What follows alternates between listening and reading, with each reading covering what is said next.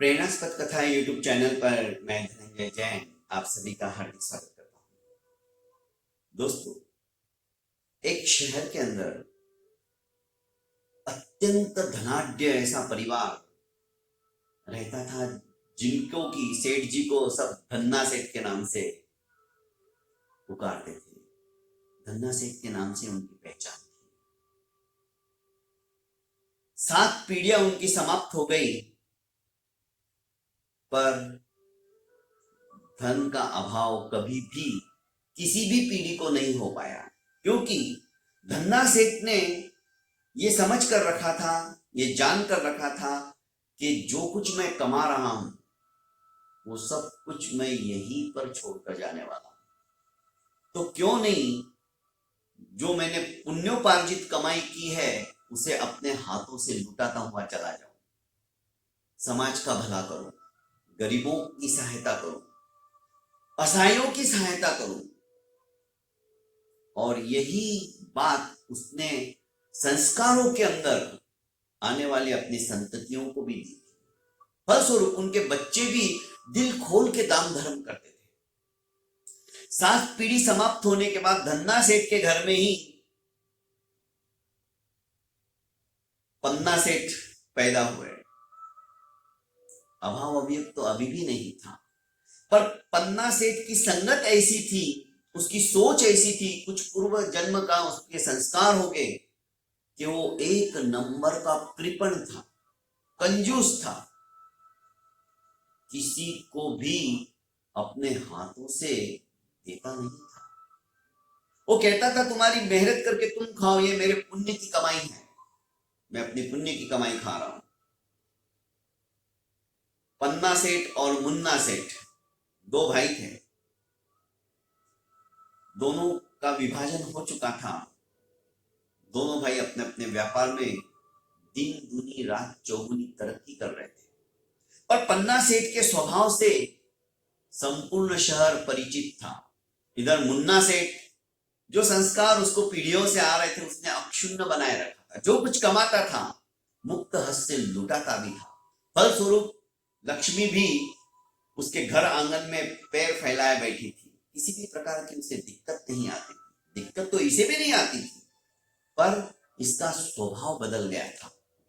ये किसी को भी अपने हाथों से ना तो खुद देता था और ना ही दूसरों को देने देता था। परिवार के अन्य सदस्यों को, उनको भी कहता था कि किसी को कुछ देना नहीं, हम लोग मेहनत से कमा रहे हैं, ये लोग क्या मेहनत करते हैं, इनको फोकट में खाने को चाहिए। फलस्वरूप कोई भी दीन दुखी या साधु महात्मा गरीब उनके दरवाजे पर आते तो उनका तिरस्कार करके वो उनको भगा देते। वही संस्कार वो अपने बच्चों को दे रहा था।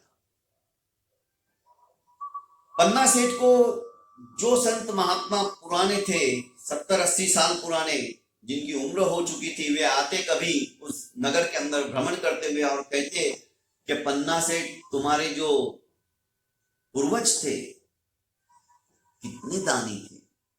अरे यहां तक कि तुम्हारे पूर्वजों को हमने देखा था अपने पास जो कुछ है वो भी लुटाने को तैयार रहते थे, तत्पर रहते थे। फलस्वरूप हम जैसे ब्राह्मणों का, हम जैसे संत महात्माओं का उन्हें आशीर्वाद प्राप्त होता था। उस आशीर्वाद की ही बदौलत है कि आज लक्ष्मी का कोई पारावार नहीं है। तो उसने कहा महाशय, अभी तो मैं कुछ नहीं दे रहा हूं, फिर भी लक्ष्मी है ना मेरे पास। अरे लक्ष्मी मेरी मेहनत से आई है, तुम्हारे आशीर्वाद से नहीं आती है। और वो उनका निरादर करके, उनका तिरस्कार करके उन्हें वहां से भगा देता। यहां तक कि धीरे धीरे वो इतना कृपण हो गया, जैसे खेत के अंदर अड़वा होता है ना, इस तरह से, और ऊपर एक छोटी सी मटकी रख दी जाती है, ना खाता है ना खाने देता है, इस तरह का हाथ रहता है, बूथ की तरह खड़ा ही रहता है, वो हिलता डुलता नहीं। दोस्तों, बस पन्नालाल सेठ जो कृपण था, कंजूस था, उसकी हालत ये थी, ना खुद खाता था ना खाने देता था। परिवार वालों को भी बादाम काजू किशमिश का जो प्रतिदिन बादाम के हलवे पूर्वज लोग खाते थे, अभी बंद हो गया था। हमारा तो 2 रोटी खाने से भी पेट भरता है ना, तो क्यों इतनी महंगी चीज खाना।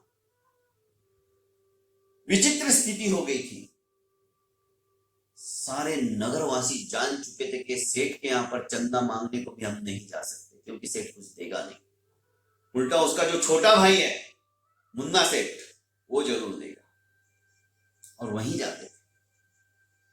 एक दिन पन्ना सेठ का काम महाराज से पड़ गया, वहां के राजा से पड़ गया।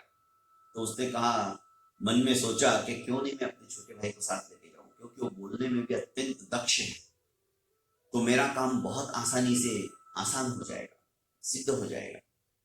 वो अपने भाई के घर पे जाता है। वही पुराने रथ में कमी नहीं थी, फिर भी नया रथ नहीं ले रहा था, उसी को घस रहा था। भाई के यहां पहुंचा तो भाई सुस्वादिष्ट भोजन कर रहा था। 5 पकवान थाली के अंदर थे। सुंदर सी मीठी सी खुशबू आ रही थी। पन्ना लाल के जीभ के अंदर ललचाना शुरू कर दिया, उसको स्वाद आने लगा।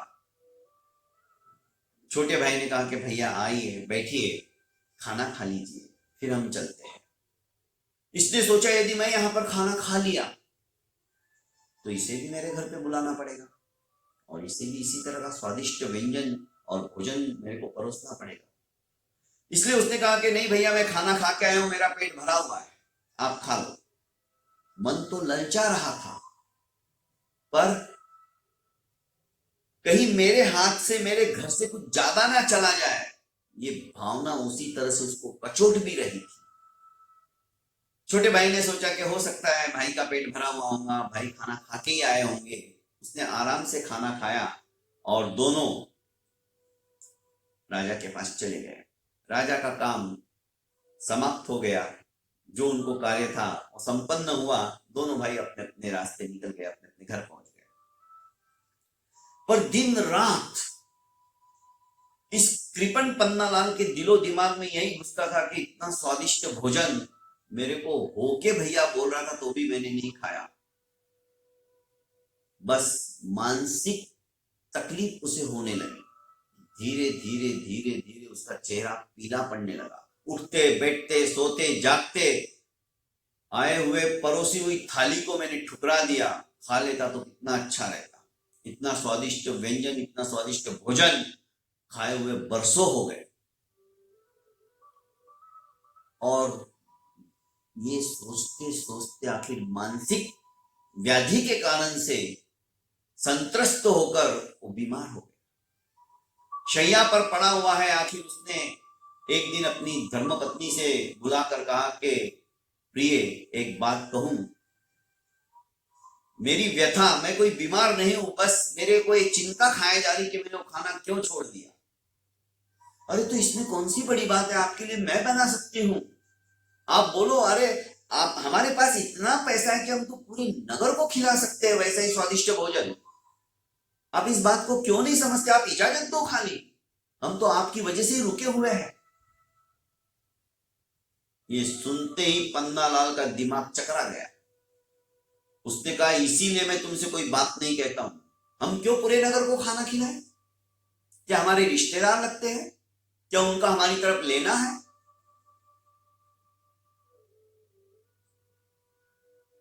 पत्नी चुप हो गई। क्रोधाभिभूत अवस्था में देखकर पति की वो मुख मुद्रा उसे डराने लगी। ठीक है पतिदेव, आप कहते हो तो हम हमारे रिश्तेदारों को, हमारे समाज के लोगों को ही बुला के खिला देते हैं। आप भी उनके साथ खाइए, आपको खुशी होगी, आपकी ये चिंता समाप्त हो जाएगी। उन्हें भी क्यों खिलाना? ठीक है, हम हमारे अड़ोसी पड़ोसी को बुलाकर उनको ही खिलाते हैं। तुम्हारे भेजे में इतनी सी बात समझ में नहीं आती? हम व्यर्थ के अंदर अपना धन का दुरुपयोग क्यों करें? क्यों उन्हें खिलाएं? क्या उनके घर में खाना नहीं बनता है? क्या वे अपने घर में के अंदर खाना नहीं बना सकते हैं? तो ठीक है, हम सिर्फ अपने परिवार के लिए बनाते हैं। सेठ ने कहा, एक काम करो, तुम सिर्फ मुझे चीनी, दूध, शक्कर, बादाम, काजू, किशमिश, ये सब सामग्री दो, जिससे मैं स्वादिष्ट खीर वगैरह बनाकर अपने लिए व्यंजन बनाकर मैं जंगल में स्वयं चला जाऊंगा और वहीं बना लूंगा और वहीं पका के मैं खा लूंगा। इतना व्यर्थ के अंदर सारी सामग्री नष्ट करने की तुम्हें कोई जरूरत नहीं। पत्नी अपने पति के स्वभाव को जानती थी। उसने कहा ठीक है, सारा सामान बांध दिया। एक नौकर को लेकर सेठ पन्नालाल जंगल के अंदर चले गए। मिट्टी का चूल्हा बनाया और सेठ वहां पर सामग्री को इकट्ठा करके खाना बनाने लगा। उसने अपने नौकर से कहा कि तुम दूर जाके खड़े हो जाओ और इधर कोई आता है तो उसे आने मत दो। यदि आता भी है तो मुझे पहले सूचित करो और जब मैं बुलाऊं तभी तुम आओ। खाना स्वादिष्ट तैयार हो चुका था। ऊपर से इंद्रदेव ये सब कुछ देख रहे थे। उसने सोचा कि इसे तो शिक्षा तो देनी ही चाहिए। आखिर इंद्रदेव ने 5 ब्राह्मणों का वेश बनाकर 5 देवों को भेज दिया। 5 देव जो ब्राह्मण का वेश धारण किए हुए थे उस रास्ते से जाने लगे। दूर से ही उन्होंने पूछा कि अरे सेठ, शहर में जाने का रास्ता यही है ना? सेठ ने कहा हाँ हाँ वही रास्ता है, तुम उधर से ही चले जाओ। पर वो ब्राह्मण उसके नजदीक नजदीक आने लगे। अरे तुम्हें बता दिया वो रास्ता है तो तुम इधर क्यों आ रहे हो मेरी तरफ? हम ब्राह्मण हैं और हमें स्वादिष्ट खीर की खुशबू सी आ रही है, सुस्वादु व्यंजनों की खुशबू आ रही है और तुम्हारा धर्म है कि आए हुए ब्राह्मण का आतिथ्य सत्कार करो, उनका स्वागत करो, उन्हें परोसो, उन्हें खिलाओ, बाद में तुम खाओ। मैं आपको क्यों खिलाऊं? ब्राह्मणों ने कहा कि तुम्हारे पूर्वज कितने महान थे। और एक बात सुन लो सेठ पन्नालाल, इस धन की गति 3 है।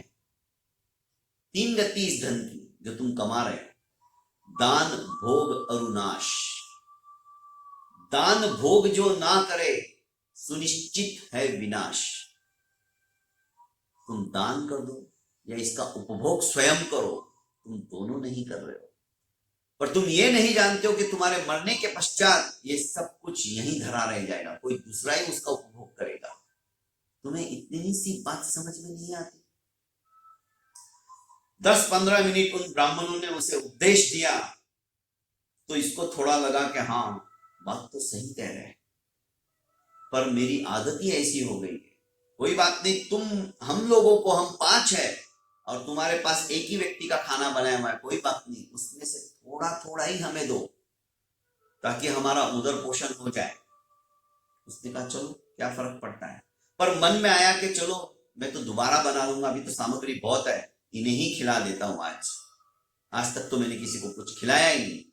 और उसने 5 ब्राह्मणों को स्वादिष्ट भोजन जो बनाया था वो परोसना शुरू किया। उसको एक आत्मिक संतुष्टि मिल रही थी परोसते परोसते। 5 ने भरपेट खाना खाया। उसको आश्चर्य हो गया कि मैंने खाना तो सिर्फ मेरे लिए बनाया था, ये 5 का भी पेट भर गया और अभी तक खाना समाप्त नहीं हुआ। ये जरूर कोई चमत्कारी ब्राह्मण है।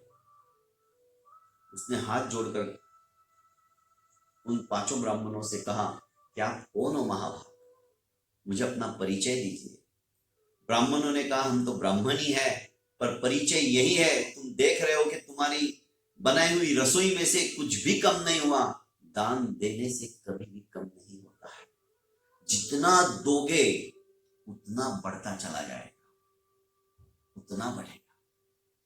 दोस्तों, कहने का अभिप्राय है जो कुछ हमें उस परम पिता परमेश्वर की असीम अनुकंपा से, असीम कृपा से प्राप्त हुआ है, उसका उपभोग करना सीखो। जितना जितना हम बांटकर खाएंगे उतनी उतनी लक्ष्मी हमारी बढ़ती चली जाएगी।